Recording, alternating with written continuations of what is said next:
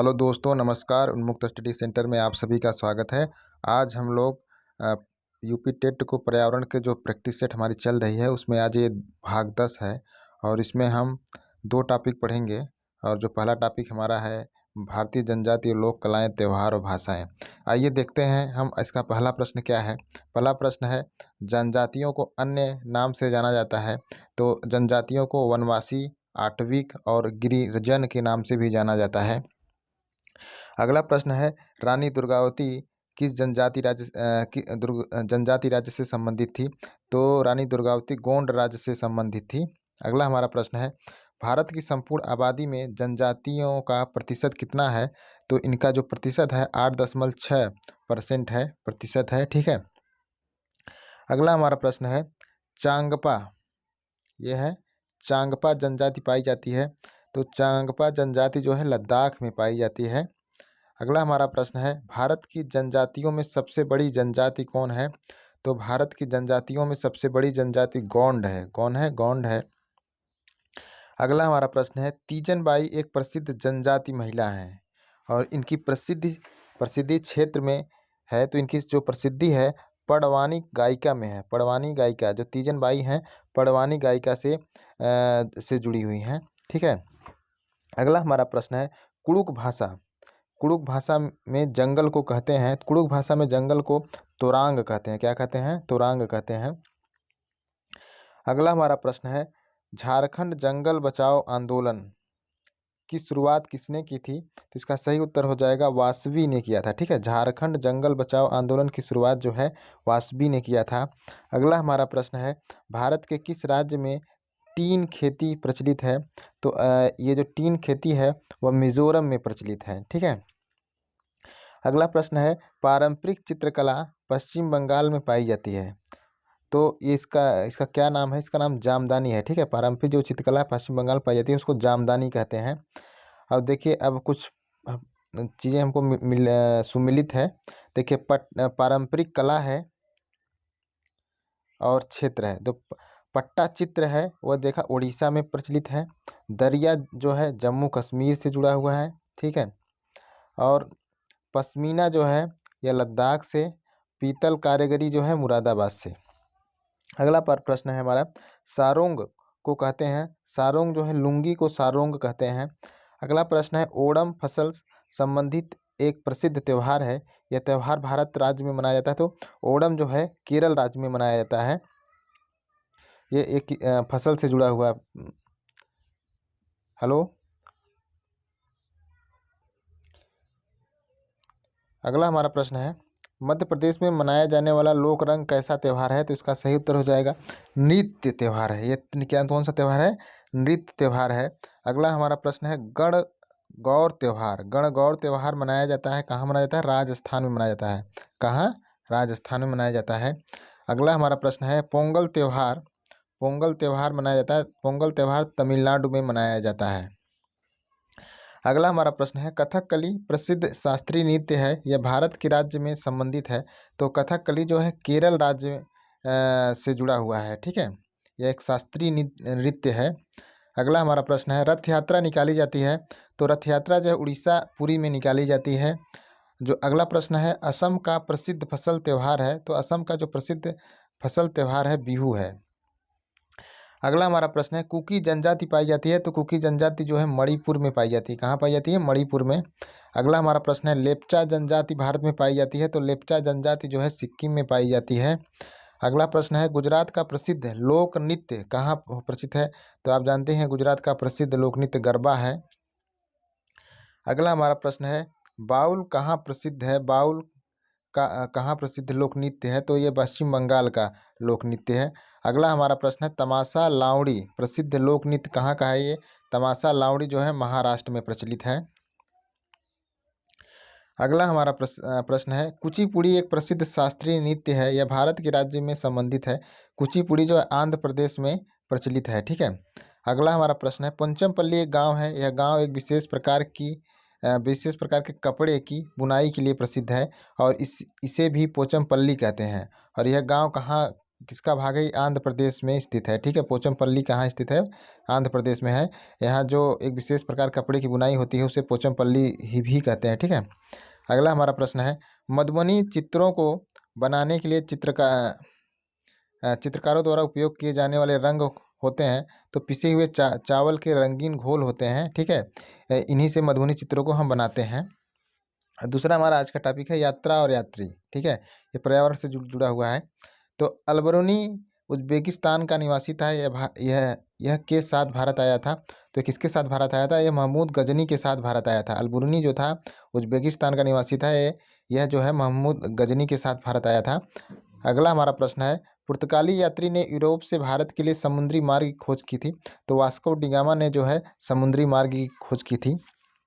अगला हमारा प्रश्न है, यात्री नालंदा विश्वविद्यालय में अध्ययन के लिए आए थे। तो इसका सही उत्तर हो जाएगा वेन सांग जो था नालंदा विश्वविद्यालय में अध्ययन के लिए आया था।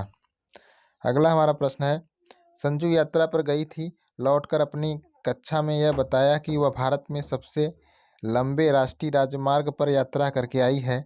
तो वह कहाँ से कहाँ तक यात्रा करके आई? तो इसका सही उत्तर हो जाएगा वाराणसी से कन्याकुमारी तक यात्रा करके आई।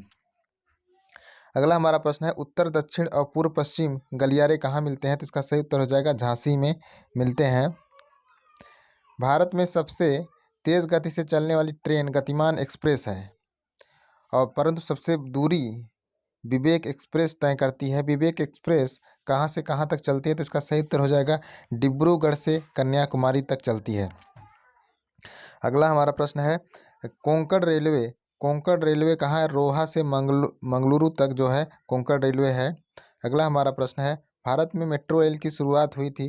तो इसका शुरुआत जो है कोलकाता में मेट्रो रेल की शुरुआत हुई थी। अगला हमारा प्रश्न है, नहावा सेवा एक अंतर्राष्ट्रीय पत्तन बंदरगाह है। यह स्थित है, ये कहाँ स्थित है? बम्बई में स्थित है। अगला प्रश्न है, ज्ञान इलाहाबाद से हल्दिया जलमार्ग से लाया गया। उसने नदी में सफ़र किया तो उसने गंगा नदी में सफ़र किया। ठीक है, अगला प्रश्न है, मीनाम्बक्कम अंतर्राष्ट्रीय हवाई अड्डा स्थित है। तो इसका सही उत्तर हो जाएगा चेन्नई में स्थित है। सवारियां और माल को एक स्थान से दूसरे स्थान पर ले जाने वाले को कहते हैं यात्रा।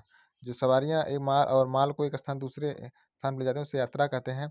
अगला हमारा प्रश्न है, हमारे देश में सबसे लंबा राष्ट्रीय मार्ग क्या है? NH7।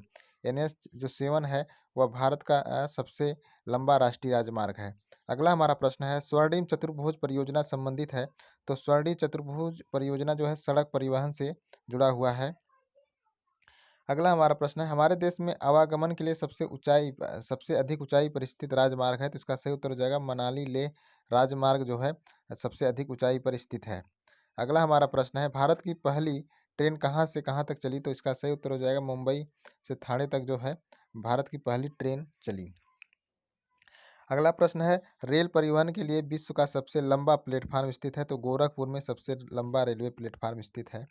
अगला हमारा प्रश्न है, शहरी यात्री व्यवस्था में क्रांति का संचार करने वाली आधुनिक आवागमन प्रणाली क्या है? मेट्रो रेल है। मेट्रो रेल जो है शहरी यातायात व्यवस्था में क्रांति का संचार करने वाली आधुनिक आवागमन प्रणाली है।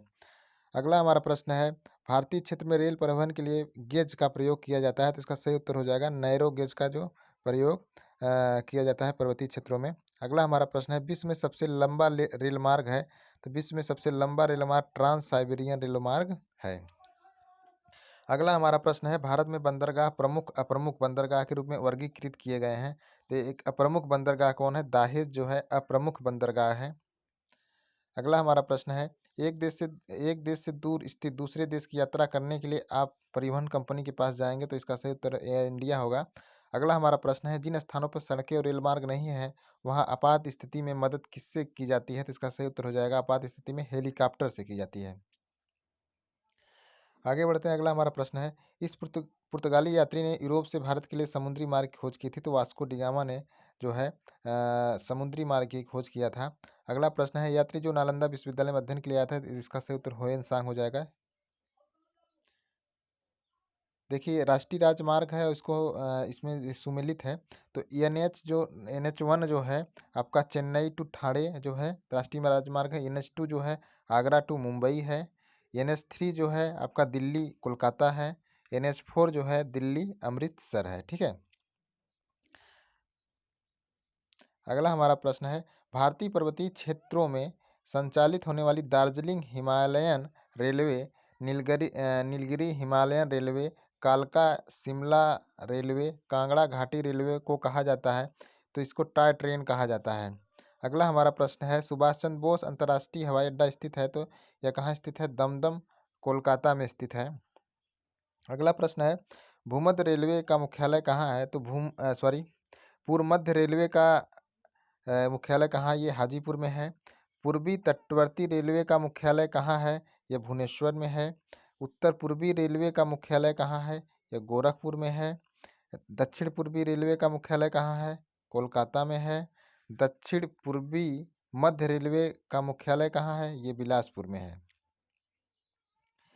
और राष्ट्रीय जलमार्ग 1 विस्तृत है? तो राष्ट्रीय जलमार्ग 1 जो है इलाहाबाद से हल्दिया तक विस्तृत है। और राष्ट्रीय जलमार्ग 4 जो विस्तृत है तालचर से पारादीप तक विस्तृत है, जो ब्राह्मणी नदी में है। ठीक है।